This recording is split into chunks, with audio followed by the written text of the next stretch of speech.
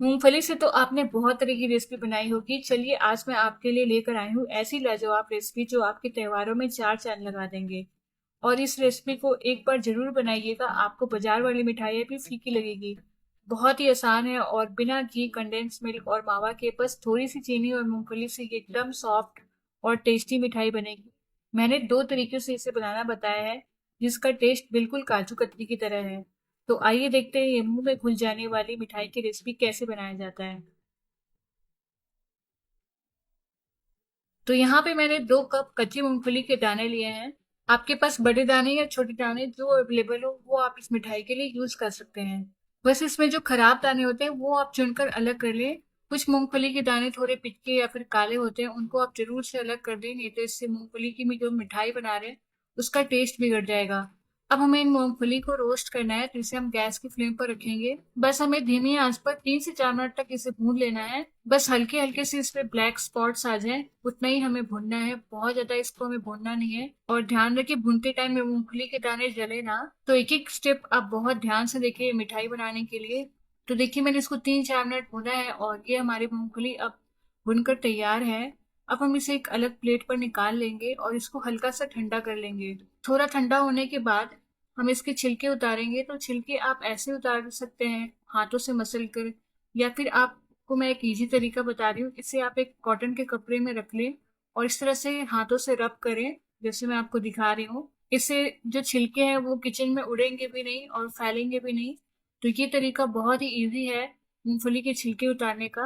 इस तरह से बहुत ही आसानी से आप मूंगफली के सारे छिलके उतार सकते हैं। तो देखिए कपड़े के अंदर मैंने इसको 3 से 4 बार रब किया है और कितने अच्छे से ये सारे छिलके अलग हो गए हैं। अब हम इनके छिलकों को इस तरह से हाथों के ऊपर रखकर अलग कर लेंगे, क्योंकि छिलके बहुत हल्के होते हैं तो ये आसानी से हाथों से अलग हो जाते हैं। मूंगफली के छिले हुए दानों को हम एक अलग बाउल में डालते जाएंगे और इस तरह से हम सारे मूंगफली के छिलकों को छिलकर अलग कर लेंगे। तो यहाँ पे दोस्तों मैंने सारे मूंगफली के छिलकों को उतार कर अलग कर लिया है। अब हमें इन मूंगफली के छिलकों को ग्राइंड करना है। तो यहाँ मैंने ग्राइंडर डाल लिया है, इसमें हम आधे मूंगफली के छिलके डालेंगे। इसको हम 2 बैच में पीस कर तैयार करेंगे। तो इसे ग्राइंड करने के लिए इसको कंटिन्यूअस ना चलाएं, इसे रुक रुक कर 4 से 5 बार चलाएं और आराम से इसको ग्राइंड करें। नहीं तो मूंगफली में जो नेचुरल ऑयल होता है वो रिलीज होगा और इससे ये गीला हो जाएगा। तो देखिए मैंने इसको इस तरह से पीस कर तैयार कर लिया है। अब हम इसको एक छन्नी के ऊपर रखेंगे और इसको हम अच्छे से छान लेंगे, क्योंकि हमें इसका एक महीन सा पाउडर बनाना है। और इसका जो दरदरा पाउडर होगा उसको हम दोबारा से पीस कर महीन कर लेंगे। तो देखिए जैसा मैं आपको दिखा रही हूँ इस तरह से इसका बारीक पाउडर बनाकर तैयार करना है आपको, जिससे जो मिठाई है वो बहुत ही ज्यादा सॉफ्ट और स्मूथ बनेगी। तो यहाँ पे मैंने सारी मूंगफली के छिलकों को अच्छे से पीस लिया है और कुछ इस तरह का इसका टेक्सचर होना चाहिए। अब हमें इसमें 1/4 छोटी चम्मच इलायची पाउडर मिला देना है और साथ ही में 1/4 कप हम इसमें मिल्क पाउडर डालेंगे, यानी कि दूध का पाउडर। और इसे डालकर हम अच्छे से मिक्स कर लेंगे मूंगफली के पाउडर के साथ। और अब चलते हैं इसकी मिठाई बनाने के लिए। तो यहाँ मैंने एक पैन गरम होने को रखा है, इसमें हम 1 कप चीनी डालेंगे और साथ ही में आधा कप पानी डालेंगे और इसको बस हम घुलने तक पकाना है, जब तक चीनी अच्छे से पानी में घुल नहीं जाती। देखिए 2 3 मिनट बाद ये चीनी अच्छे से पानी में घुल गई है और बस हमें इसको अब मीडियम फ्लेम पे एक तार की चाशनी आने तक इसको पकाना है। बस हल्का सा एक तार बने उतना ही तक आपको इस चाशनी को पकाना है। थोड़ी देर बाद हमारी ये चाशनी बनकर तैयार है। आप देख सकते हैं हल्का सा इसमें तार बनने लगा है। बस इसी स्टेज पे हमें ये मूंगफली का पाउडर जो हमने मिल्क पाउडर और इलायची पाउडर मिला के रखा है ये हमें इसके अंदर डाल देना है। गैस की फ्लेम को धीमी रखिए इसको डालते टाइम। और सारा ये पाउडर डालने के बाद इसे अच्छे से मिक्स कीजिए।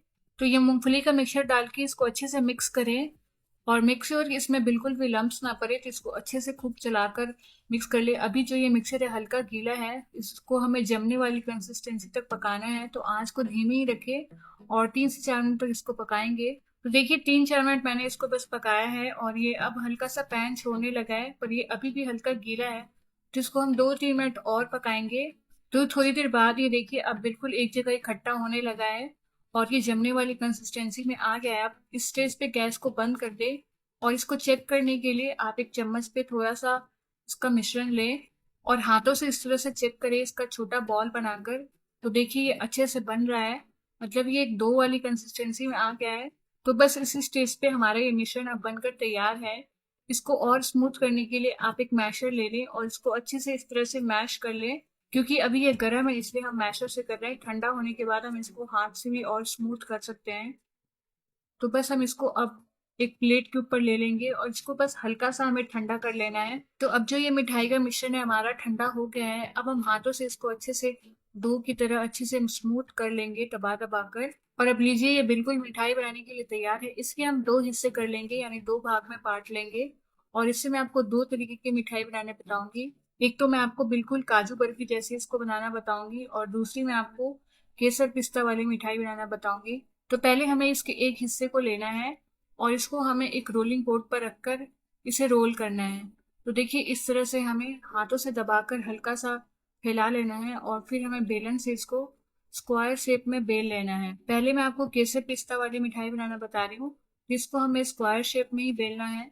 तो जैसा मैं दिखा रही हूँ आपको, इस तरह से आपको चौकोर शेप में इसको बेल लेना है। तो देखिए मैंने इसको चौकोर शेप में बेल कर तैयार कर लिया है।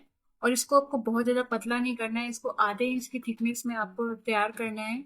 और इसको बेलने के बाद हम इसके ऊपर एक क्लिंग रैप लगा देंगे इस तरह से। और इसको हम अभी सेट होने के लिए 15 से 20 मिनट के लिए फ्रिज में रख देंगे। वैसे तो ये अभी सेट है, पर इसको और अच्छे से सेट होने के लिए हम 15 मिनट बस इसको फ्रिज में रख देते हैं। और अभी हम जो हमने डो का दूसरा मिश्रण रखा है उससे हम इसको भी रोल करके तैयार कर लेंगे। और इसको हम हल्का सा पतला बेलेंगे इससे, क्योंकि हम ये काजू कतली की शेप में बना रहे हैं। तो इसको भी स्क्वायर शेप देते हुए इस तरह से बेल कर तैयार कर लीजिए, जैसे मैं आपको दिखा रही हूँ।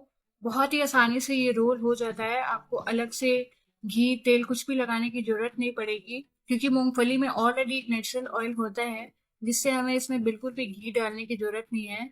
तो इसे भी हमने रोल करके तैयार कर लिया है। अब हम इसे भी क्लिंग रैप से रैप करके फ्रिज में 15 मिनट के लिए रख देंगे।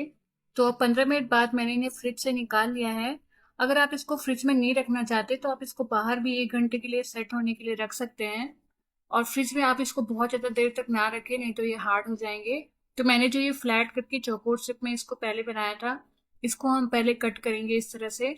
जैसे मैं आपको दिखा रही हूँ इस तरह से आप इसको चौकोर शेप में काट लीजिए, बिल्कुल बर्फी वाले शेप में। तो देखिए इस तरह से हमें इसको चौकोर काट लेना है और ये सारे मैंने काट कर तैयार कर लिए हैं। आप चाहें तो इसको ऐसे भी रख सकते हैं सिंपल, पर इसको हम सजाने के लिए थोड़े से इसके ऊपर पिस्ता लगाएंगे और एक दो केसर के धागे लगाएंगे इस तरह से। इससे ये दिखने में बहुत ही ज्यादा टेम्पटिंग लगेगी और खाने में तो ये लाजवाब है ही। तो इसी तरह से हम सारी बर्फी के ऊपर ये केसर और पिस्ता लगाकर तैयार कर लेंगे। और देखा आपने कितनी आसानी से ये हमने घर पे बिल्कुल मार्केट से भी बढ़िया ये केसर पिस्ता वाली बर्फी बनाकर तैयार की है। अब चलिए मैं आपको दूसरी बर्फी बना के दिखाती हूँ, जिसे हम बिल्कुल काजू कतली की तरह बनाएंगे। तो इसे हमें पहले इस तरह से लंबे लंबे काटना है, जैसे मैं आपको दिखा रही हूँ, क्योंकि हमें इसको बिल्कुल काजू कतली के शेप में बनाना है। तो इसको लंबे लंबे काटने के बाद फिर हम एक साइड से इसको इस तरह से तिरछा काटेंगे, ताकि ये बिल्कुल काजू कतली के शेप में बने। तो देखिए इस तरह से सारी मिठाई को मैंने काट लिया है। अब इसे बिल्कुल काजू कतली जैसा लुक देने के लिए इस पे हम हल्का सा चांदी का वर्क लगाएंगे। ये चांदी का वर्क आपको आसानी से मार्केट में मिल जाएगा और ये काफी किफायती भी पड़ता है अगर आप घर पे मिठाइयाँ बना रहे हो तो इस तरह से हमें इन बर्फियों के ऊपर ये चांदी का वर्क अच्छे से लगा देना है। और ये देखिए मैंने सारे के ऊपर ये चांदी का वर्क लगा लिया है और ये बिल्कुल लग रही है ना काजू कतली की तरह। तो देखा आपने, एक ही मिठाई के मिश्रण से हम दो तरह की ये मिठाई बना सकते हैं, एक केसर पिस्ता और एक काजू कतली की तरह। बिल्कुल टेस्ट में लगभग ये एक जैसे ही हैं, पर दिखने में बिल्कुल अलग से। इस तरह से आपने मिठाई घर पर बना रही तो कोई भी गेस नहीं कर पाएगा ये आपने बाजार से मंगाया है घर पे बनाया है। और ये सबको इतनी पसंद आएगी, आप हमेशा ही ये मिठाई बनाकर सबको खिलाएंगे। तो आप भी मेरी बताई हुई इस रेसिपी से ये दो तरह की मिठाई इन त्योहारों पर जरूर बनाइए। कोई भी त्योहार हो, स्पेशल ओकेजन हो, आप बहुत आसानी से ये मिठाई बना सकते हैं। तो बस बनाइए, खाइए और खुशियां बांटिए, क्योंकि जो बात घर के बने हुए चीजों में है वो बाहर की चीजों में कहाँ। एक तो ये एकदम प्योर है और बहुत ही ज्यादा सॉफ्ट है, ये मुंह में जाते ही घुल जाएगी और कोई भी गेस नहीं कर पाएगा कि इसे आपने मूंगफली से बनाया है और बस थोड़ी सी चीनी से। तो आप भी आने वाले त्योहारों पर ये मिठाई की रेसिपी जरूर बनाइए और अपने त्योहारों में चार चांद लगाइए। कैसी लगी आपको हमारी ये मिठाई की रेसिपी हमें जरूर बताइएगा। फिर मिलेंगे आपसे अगली वीडियो में, तब तक के लिए बाय बाय, टेक केयर।